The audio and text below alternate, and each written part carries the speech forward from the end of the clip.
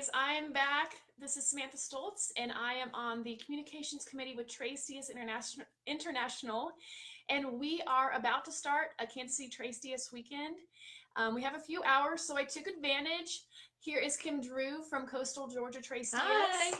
And we're just going to talk about what servant leadership looks like on a Trace Diaz weekend and some success stories that has really worked out with Kim. How many weekends have you served now? About 20, probably.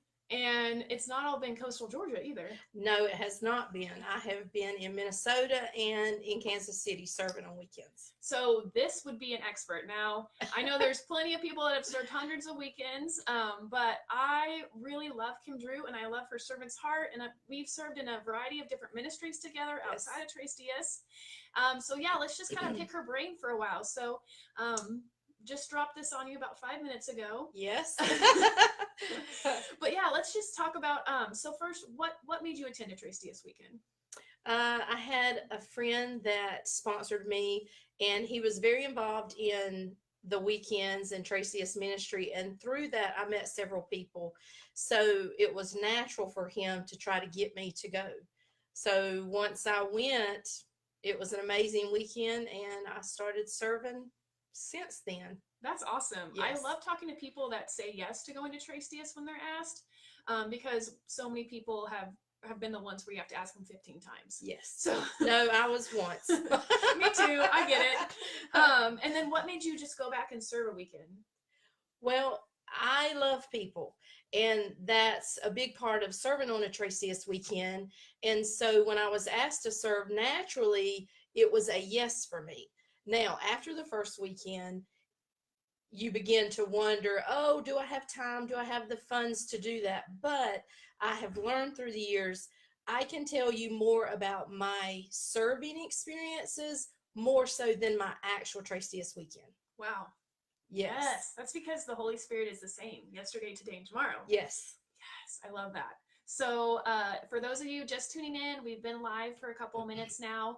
This is Kim Drew from Coastal Georgia Trace Diaz, and we are just discussing Trace Diaz and what it means to be a servant leader on a weekend. So you've already gone through as a candidate, you're now a pescador, and what does that look like serving on a Trace Diaz weekend and coming in with a servant leader's heart? So Kim, just kind of talk about some success stories that you've had on a weekend where you've met some really awesome people that are leading. Well, there's been lots of weekends, and it's hard to recollect memories. But part of the serving on a weekend is going and allowing God to work through you. Awesome. Being submissive to the authority. You know, we have department heads in every section. So I like to just go be a worker bee and not necessarily a leader in a department, because I can push and make you look good as a leader. And so, you know, and there's leaders on the weekend that they are not 100% confident they can do it, but God has called them to that position. Yep. And so I feel like it's my job to push you and make you look good on a weekend. And then you come out on the other side where, wow, I did that. Look what God did through me. So it's an amazing experience to serve, but also be a leader on a weekend too. Sure. What I'm hearing is it's not always about you. No. You cannot have a servant's heart and have this attitude of it's about me. You have to be willing to lay yourself down and serve the people. That's what we're called to do, is be a servant. And the greatest leader makes the best servant. That's awesome. Wow. Now, have you been rector before? No, I have not. You're not. No, I am qualified in my community, but I have not been selected yet. So it's. I didn't know that. I'm not doing any subtleties.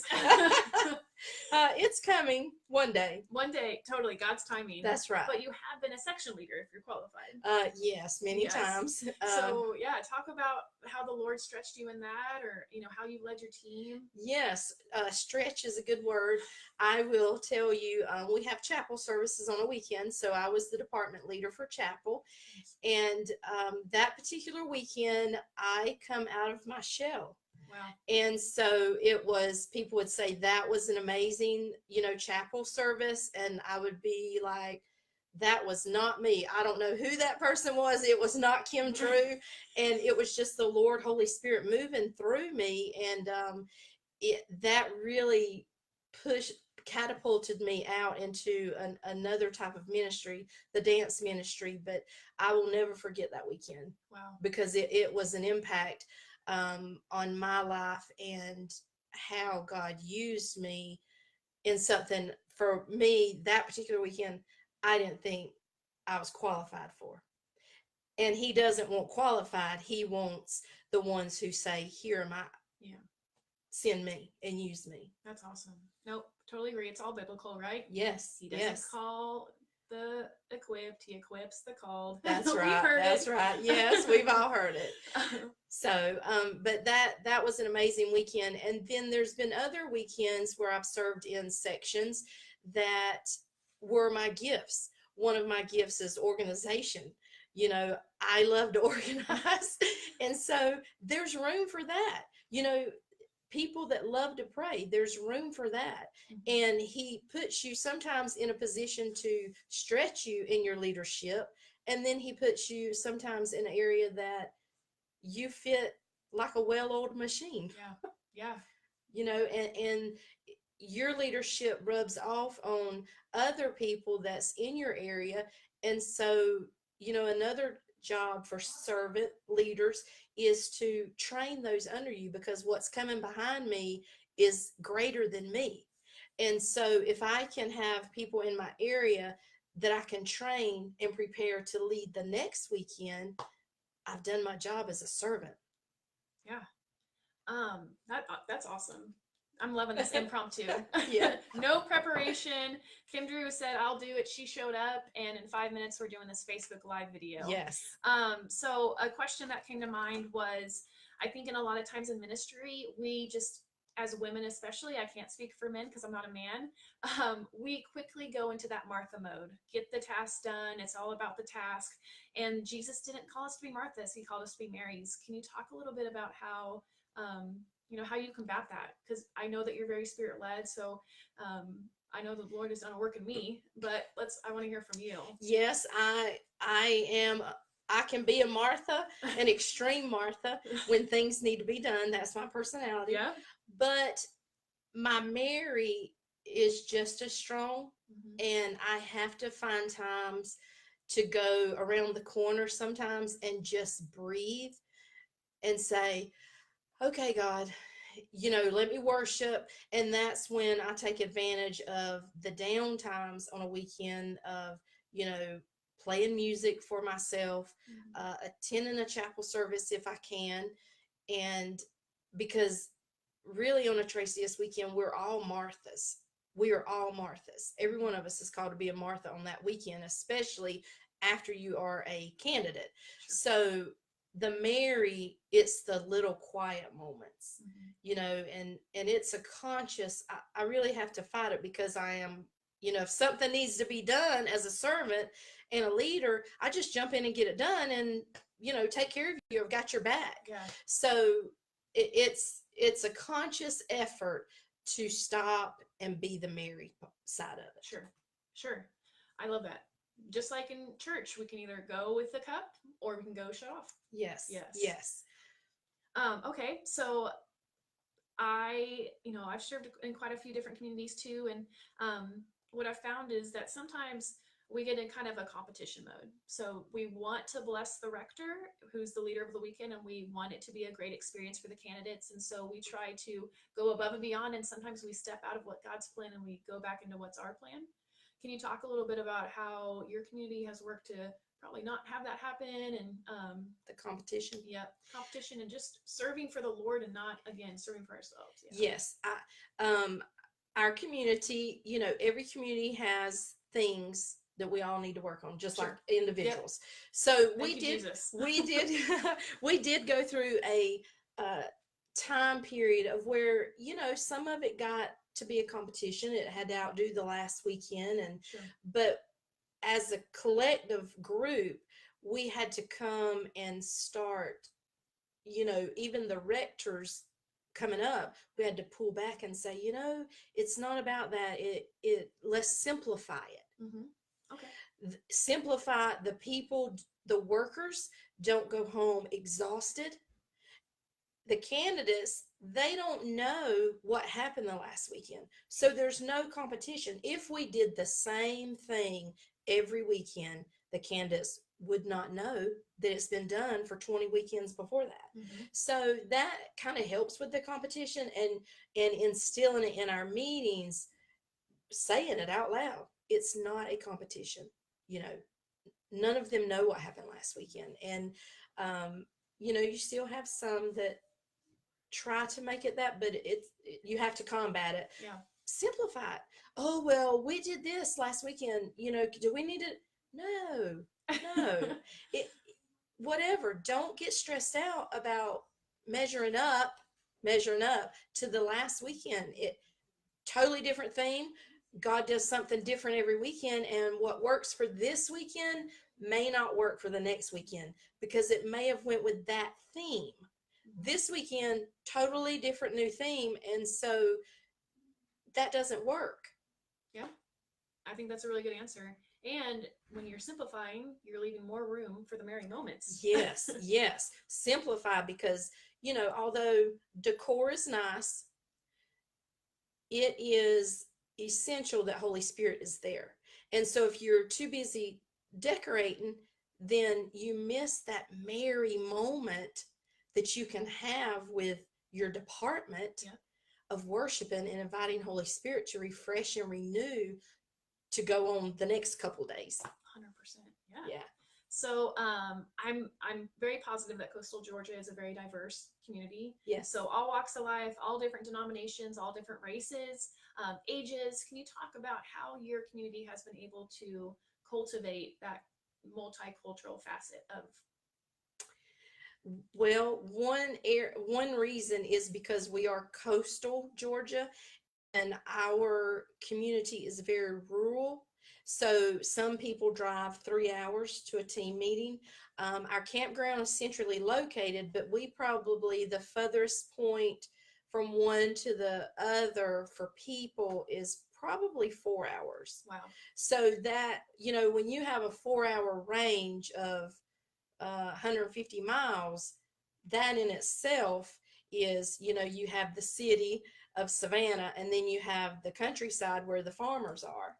And so that pulls in multicultures, from all over. All kinds. Yeah. And we have a military base also around us. So, that it opens the door. Yeah. Well, I think geography is correct up to an extent, but those people are still getting in the car and driving for 4 hours. Yes. So what is the fire that has been lit at coastal Georgia? Me. They come for me. It's the people, and being a servant is not, when you are a true servant, you're there to love people. And so when people come through the weekend and then come back to serve, you have to show the team the love that you showed them as a candidate. Mm-hmm.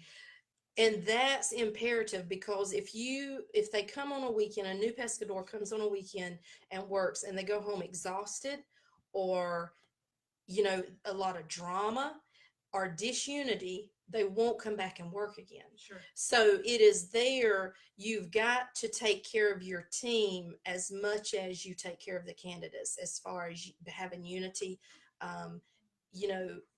dealing with people, being sensitive to their needs, because everyone has made a sacrifice to be on that weekend. Mm-hmm. So you have to recognize, some people come tired. So you have to recognize that, take a moment, pray with them, to give them strength, and then go on.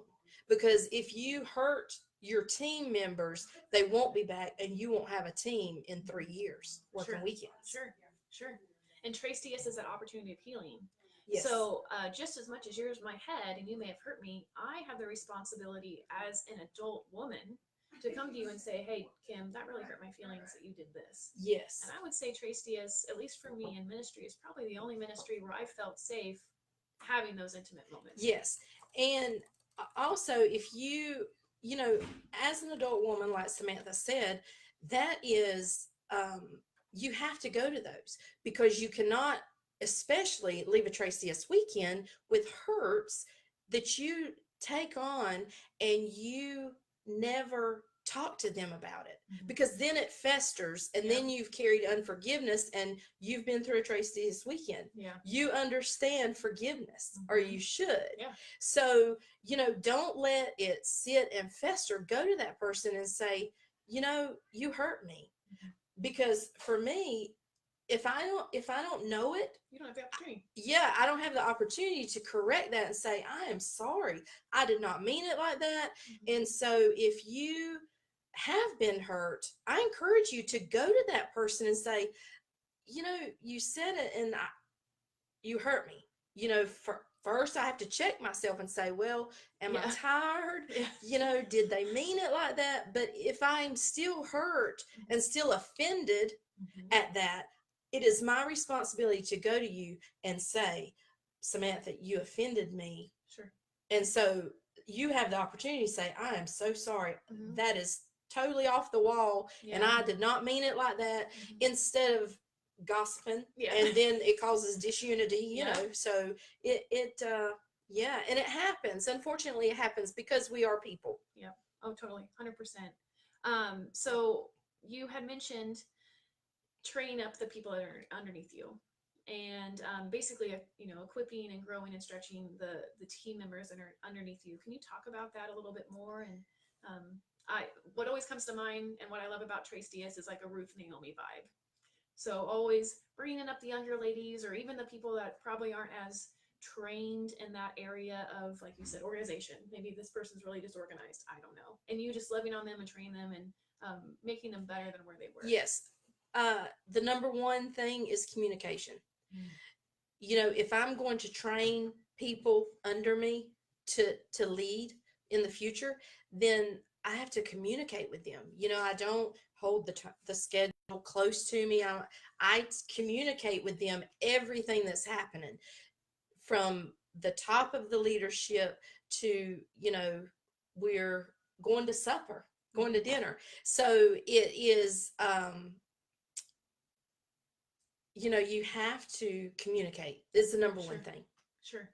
I love that. And not holding on to everything. Yes. Yes. Yes. Because Yes. it's not ours to hold on to. Right. Yes. Do you know this, Ryan Couch? I do Ashanti not. sent me the couch you're donating, and now you hurt me by ignoring me. Ryan, we're reading your comments, but we are a little confused because that has nothing to do with us. Okay, that's cool. Weird. All right. So talk to me a little bit about why it's so important that they come back and serve. Like, what is the different level of just love they experience versus a candidate?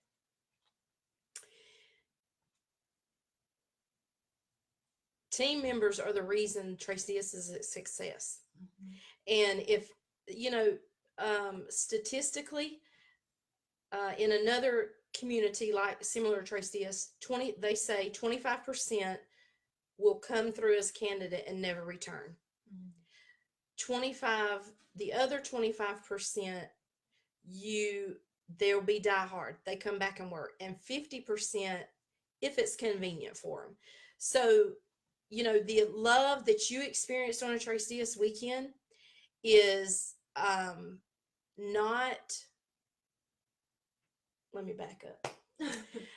The love that you experienced on a weekend, the team makes that, and you saw Jesus through them. Don't you want to come back so people can see Jesus through you? That's what it's all about. And if we have those candidates that don't come back and work, let's say everybody from last Trace Diaz weekend does not come back. Well, a community has people, but then you rob yourself. Like I said before, I can tell you more about times that I served that God moved in my life than my actual weekend that I was a candidate. And that's how it should be. Yes. Yeah. And so if you don't come back and serve, you miss those moments where, and that's how you get to know the people in the community of serving together in the kitchen, you know, because when you're a candidate, you're kind of here for this purpose, but coming back on the team, that's when you get to know everybody.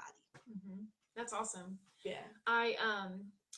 So we off the line when we were discussing this video, we talked about the importance of not just recycling the same team members over and over again and not giving the opportunity for new people to come in. When I was rector, I got really good advice from our women's leader, and it was the thirds. A third should be the ladies that have served multiple weekends. A third should be the ladies that are just in the middle, and then the other third should be the brand new candidates. And of course, you want all the candidates to come back, but sometimes that doesn't happen. Right. So as long as you're in that balance, and how does Coastal Georgia work within those? Well, that probably comes out to about right. Statistically. We call all the new candidates to come and serve. If we don't, if they say no, we try to get the ones 2 weekends from now to come back. But it is hard, but your leadership team usually is your more experienced, so it's, there are requirements for you to serve, attending team meetings and such. So if you don't, then you can't work. So unfortunately, but that's part of the Trace DS, overall essentials, policies and procedures for each community. And so you just make it your priority. Some people, that's their ministry. They serve on Trace DS weekends, and that's all they do. And there's nothing wrong with that by no means. So you have to at least come back and serve one. To get a true perspective, because there's a lot of things that happen behind the scenes that when you're a candidate, you don't see. And I've had new team members say, I did not realize what went on behind the scenes. And that's an experience in itself of seeing how all this love was shown on you, during your weekend. So you went through as a candidate, you're blessed. You came back and served as a team member, blessed. What did that do for you outside of Trace DS? Like, how did you take that blessing and the lessons you were taught, because we're always taught something, right? And went into different ministries and served? Well, sometimes it takes going through several weekends to piece it all together of what you learn on your weekend, because you can't absorb everything in one weekend as a candidate. So as you learn, it may take you 10 weekends to say, I get it. I understand that now. And it's like a light bulb, and you've been in it 10 years. So for me, going through the process and serving creates leaders, because servanthood. And so since my weekend, I have served in other communities. I serve in the youth community that is like the baby sister of Trace DS. And I also do mission trips. And that is, serving, being Christ in action. And and I look at serving other communities as mission trips. So. Oh yeah. Outside of your comfort zone. Yeah. Very cool. Okay, so for the person that's on the fence about serving and saying, I don't know if I can handle that many women in one room, what would you say to them? You cannot judge a book by its cover. And as a candidate, you come to get blessed. As a team member, you come to be the blessing. And in that, you are blessed.